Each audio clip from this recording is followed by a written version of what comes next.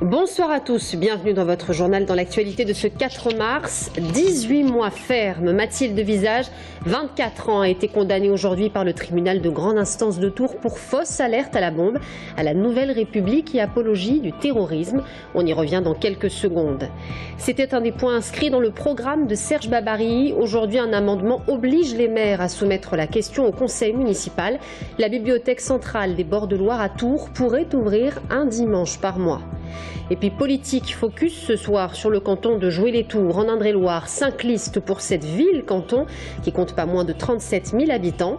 3 à droite et 2 à gauche, un canton particulier. Souvenez-vous, il y a environ 2 mois, l'affaire des policiers agressés au commissariat de Joué-les-Tours avait provoqué l'émoi dans la ville. Bonsoir à tous. Le 19 janvier dernier, elle lançait une fausse alerte à la bombe à la Nouvelle République. Aujourd'hui, le tribunal de grande instance de Tours a condamné Mathilde Visage, 24 ans, incarcérée depuis le 20 janvier à 18 mois ferme pour fausse alerte à la bombe, menace de mort et apologie d'un acte de terrorisme. Les détails du procès avec Agnès Michaud. 3 ans d'emprisonnement, dont 18 mois avec sursis, mise à l'épreuve pendant 5 ans et obligation de soins psychiatriques. Il faut dire que Mathilde Visage était en état de récidive légale. 2008, elle attaque au cutter un camarade de l'école, car, dit-elle, il est handicapé. 2009, outrage et menace de mort envers un officier de police.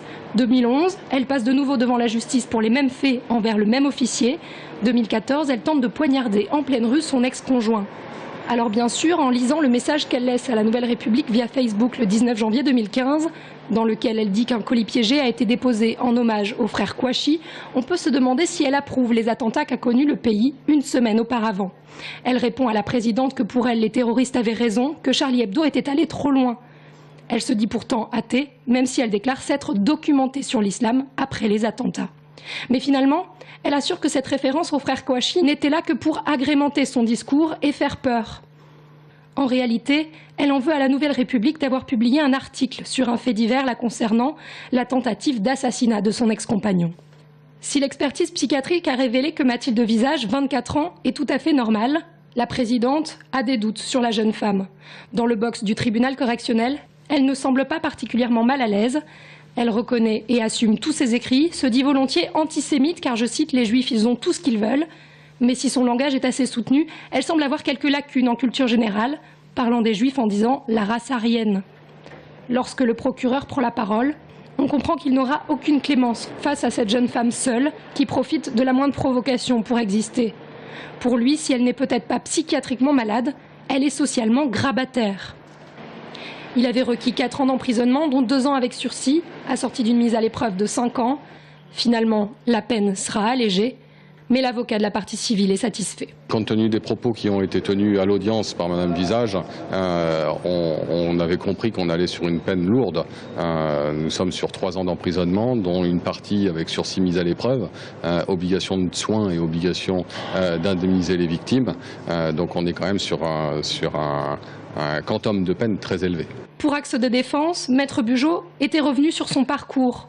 Confronté très tôt à la violence et à l'antisémitisme de son père, Mathilde Visage avait, selon lui, lancé plutôt une sorte d'appel à l'aide. Fait assez étonnant, la jeune femme qui avait été placée en détention provisoire s'est dit satisfaite de sa situation. Elle a bénéficié en détention d'un cadre qu'elle n'a jamais eu auparavant. Donc c'est de ça dont elle a besoin ? Manifestement oui, si elle s'estime satisfaite de ses conditions en détention, elle a visiblement besoin d'un cadre. Si les dommages et intérêts pour préjudice matériel n'ont pas été reconnus par la justice, le préjudice moral, lui, l'est. Le groupe La Nouvelle République recevra à ce titre 14 000 €. Selon la présidente, Mathilde Visage est en effet coupable des actes d'apologie du terrorisme dont on l'accuse, mais il ne s'agit en aucun cas d'une doctrine raisonnée. C'était l'un des points les plus controversés du projet de loi Macron, l'ouverture le dimanche. À ce propos, les députés ont adopté un amendement qui oblige les maires à soumettre au conseil municipal la question de l'ouverture de la bibliothèque le dimanche. La mairie de Tours l'étudie en ce moment. C'était d'ailleurs inscrit dans le programme de campagne de Serge Babary. La bibliothèque centrale des Bords de Loire pourrait ouvrir un dimanche par mois. Les précisions d'Aurélie Renaud. 10h-18h30 du mardi au samedi, la Bibliothèque centrale des Bords de Loire propose le volume horaire le plus important du réseau des 7 bibliothèques municipales. Ici, l'offre est diversifiée, livres, DVD, adultes et jeunesse, auxquels s'ajoutent des fonds patrimoniaux. Un service public qui pourrait ouvrir le dimanche. Après, il y a des gens qui ont des horaires compliqués aussi, qui ne sont pas forcément là dans la semaine ou même le samedi. Donc le dimanche, on pourrait les arranger effectivement. Après, pour les conditions d'aménagement, il faut voir si le total d'heures reste même sur la semaine ou si ça a augmenté pour le dimanche. Si les lecteurs voient plutôt d'un bon œil l'ouverture des bibliothèques le dimanche, certains émettent quelques réserves, voire quelques conditions par rapport à ce dimanche travaillé. Parce que travailler le dimanche, ça peut être très contraignant, même sur une base de volontariat. Je pense que c'est contraignant, donc il faut que ce soit pris en compte, en tout cas dans la rémunération ou dans la récupération de jour, je ne sais pas. Les volontaires ou les gens qui ont des grosses difficultés financières, c'est normal qu'elles disent on viendra le dimanche mieux payé. Ce projet était inclus dans le programme de Serge Babary lors de sa candidature à la mairie de Tours. Aujourd'hui, la municipalité planche sur son coup et prépare une phase de test. L'idée, ça serait éventuellement d'arriver à une ouverture qui ne concernerait que la bibliothèque centrale, qui serait d'un dimanche après-midi par mois. 40 agents travaillent ici à la bibliothèque centrale. Ils sont près de 120 sur l'ensemble du réseau, qui comprend également 2 bibliobus. Politique, focus ce soir sur le canton de Joué-les-Tours en Indre-et-Loire. 5 listes pour cette ville-canton qui compte pas moins de 37 000 habitants. 3 à droite et 2 à gauche. Un canton particulier, souvenez-vous, il y a environ 2 mois, l'affaire des policiers agressés au commissariat de Joué-les-Tours avait provoqué l'émoi dans la ville. Aujourd'hui, l'UMP est dans la conquête naturelle d'un pouvoir déjà acquis à la mairie. Le Parti socialiste lui fustige la politique menée par la municipalité et le Front national, fort de ses 11% aux élections municipales, entend bien surfer sur sa courbe ascendante. Audrey Champigny. Joué-les-Tours, ville devenue canton après la fusion du nord et du sud de la commune, devra choisir entre 5 listes. Longtemps dans l'ombre de Philippe Le Breton, Vincent Tison se dit prêt à reprendre le flambeau avec 3 axes principaux, l'éducation, la solidarité et l'emploi. À partir du moment où Philippe Le Breton a arrêté son mandat départemental, j'ai souhaité m'engager pour prendre la relève, continuer les projets importants pour notre ville. Je pense à la maison de retraite de Brou, toute modernisée, bien équipée, mais aussi au maintien des 4 collèges avec l'ouverture d'un internat public et le tout dans une démarche de justice sociale, de service public et notamment aussi l'idée de donner un temps d'avance à Joué-les-Tours et continuer de tourner notre ville vers l'avenir. À droite, on entend bien poursuivre dans la lancée des élections de mars 2014. Judicaël Osmond, adjoint à la sécurité à la mairie de Joué, affiche clairement son ambition, une droite unie et forte. Que demain, avec Valérie Thureau, qui est ma binôme pour ces élections, on va pouvoir mettre en adéquation les compétences de la mairie et celles du conseil départemental, du moins celles qui sont aujourd'hui transverses. C'est une chance inouïe pour les Jocondiens d'avoir des solutions bien plus adaptées, des moyens aussi, il faut être très clair sur le sujet. Le conseil départemental va pouvoir nous aider dans de nombreux projets.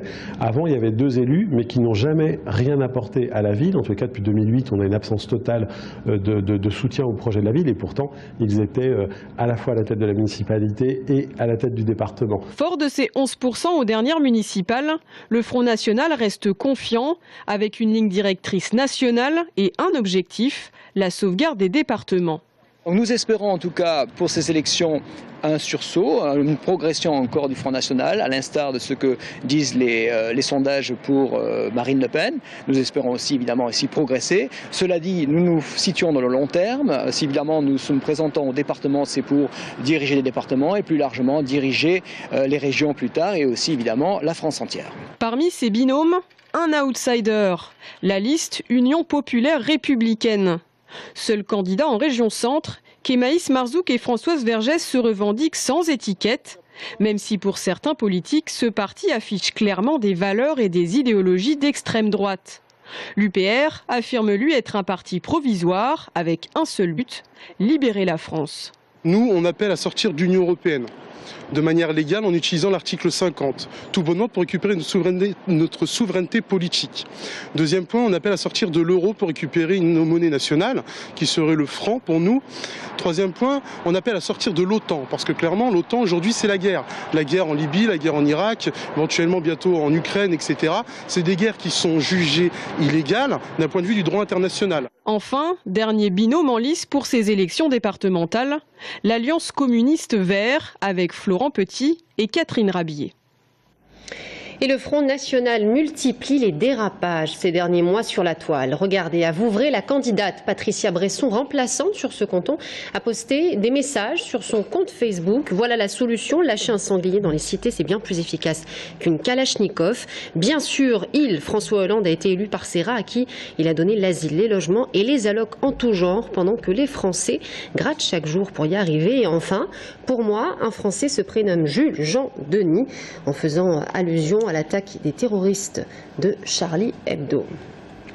Et pour Véronique Péan, il n'y a pas lieu de sanctionner. La présidente du Front National d'Indre-et-Loire, que nous avons pu joindre par téléphone, se dit, je cite, stupéfaite par l'interprétation malveillante d'une certaine presse et sans commentaire devant une telle mauvaise foi. Notre air est-il trop pollué? Depuis 2010, en région centre, nous nous situons au-dessus de la norme européenne en termes de dioxyde d'azote. Mais 2014 pourrait peut-être marquer le début d'une amélioration. On tente d'y voir plus clair avec Anis Michaud. Au rond-point Pompidou à Tours, cette station de l'association Ligère mesure en permanence la qualité de l'air. Et les résultats sont plutôt alarmants, notamment en termes de dioxyde d'azote, une pollution causée par la circulation et que l'on retrouve donc autour des principaux axes routiers. C'est l'un des 2 endroits en région centre dans lesquels on a eu des dépassements de moyenne annuelle d'oxyde d'azote qui sont au-dessus de la norme européenne, ce qui implique qu'on est sur un début de contentieux. Mais surtout, ça implique qu'il y a effectivement des problèmes de santé liés à la présence d'oxyde d'azote qui ont des éléments qui sont relativement graves du point de vue des problèmes respiratoires et du point de vue des problèmes d'asthme. Chaque année depuis 2010, les mesures dépassent la moyenne annuelle maximale autorisée par l'Union européenne. Seul 2014 tire son épingle du jeu, mais il n'y a pas de quoi s'en réjouir. Pour l'instant, nous pensons que le côté climatique est celui qui explique. On a eu une période où on a eu peu d'anticyclones, c'est-à-dire de périodes très stables pendant lesquelles la pollution reste stabilisée, et c'est probablement pour ça que ça s'est passé. Autre pollution notable, les fameuses particules fines. Elles sont produites elles aussi par la circulation avec les moteurs diesel, mais aussi par la combustion, chauffage et feux de déchets verts, ou encore par l'agriculture et l'épandage notamment. Si l'on ne dépasse pas les moyennes annuelles, il reste malgré tout des pics ponctuels particulièrement inquiétants. Là encore, 2014 semble une bonne année, mais les 5 jours de dépassement sont loin d'être anodins en termes de mesures. On a eu des dépassements au-dessus de 50 microgrammes, notamment au printemps dernier, dans la plus grosse partie du territoire de la région centre, et ici aussi. Et y compris, on a dépassé des 80 microgrammes qui sont là carrément des seuils d'alerte dans lesquels il faut prendre un certain nombre de précautions, réduction de circulation, des précautions immédiates, et où il y a évidemment des précautions très importantes à prendre pour les gens qui sont sensibles. Selon les estimations de l'IGER, il y aurait environ 4000 personnes dans l'agglomération tourangelle exposées à des taux de dioxyde d'azote supérieurs à la norme européenne. Grâce au plan de protection qui devrait entrer en application cette année, ce nombre pourrait être divisé par 2. Bien sûr, il faut rappeler que chacun peut agir sur la qualité de l'air. Transport en commun et modes de transport doux sont à privilégier et toute forme de combustion incomplète à éviter. Et dans notre série Que faire en famille pendant ses vacances, une visite en plein air. Ce soir, on part à la découverte d'un milieu insolite en Touraine, la pagode de Chanteloup-en-Amboise, construite au XVIIIe siècle d'inspiration chinoise. La pagode offre surtout un panorama grandiose sur la vallée de la Loire. Le reportage de Romaine Boudier. La pagode de Chanteloup à Amboise a été construite il y a 240 ans par le duc de Choiseul. Le Premier ministre de Louis XV a érigé ce monument en hommage à tous ses amis, témoignage de leur fidélité. Aussi appelée la folie du duc de Choiseul, la tour de 44 mètres de hauteur est inspirée d'une véritable pagode chinoise. Alors pourquoi une chinoiserie au milieu des châteaux de la Loire? Donc en fait au XVIIIe siècle c'était la mode du coup pour la Chine. D'ailleurs Choiseul avait fait aménager un jardin anglo-chinois dans le parc de Chanteloup, donc toujours dans cette mode. En entrant dans le bâtiment, les visiteurs sont invités à gravir les escaliers exigus pour prendre de la hauteur. Les plus courageux pourront monter tout en haut et découvrir un panorama des terres tourangelles. C'est une architecture qu'on ne connaît pas, enfin, même par rapport à la Renaissance ou au Moyen-Âge, etc. Donc on va justement découvrir un petit peu d'où vient cette architecture et quelles sont ses caractéristiques. Au XVIIIe, ils étaient fascinés par la Chine et qu'ils avaient leur propre interprétation de l'art chinois et que la pagode elle ressemble plus à une architecture XVIIIe qu'à une pagode chinoise. On admire l'architecture, on joue avec les anciens jeux, on se balade dans le jardin chinois, de quoi remplir une partie de l'après-midi. Voilà, c'est la fin de ce journal. Merci à tous de nous avoir suivis. Dans un instant, faut-il une seconde ligne de tramway? On en parle avec l'invité de la rédaction ce soir, Jean-François Trouin. À tout de suite.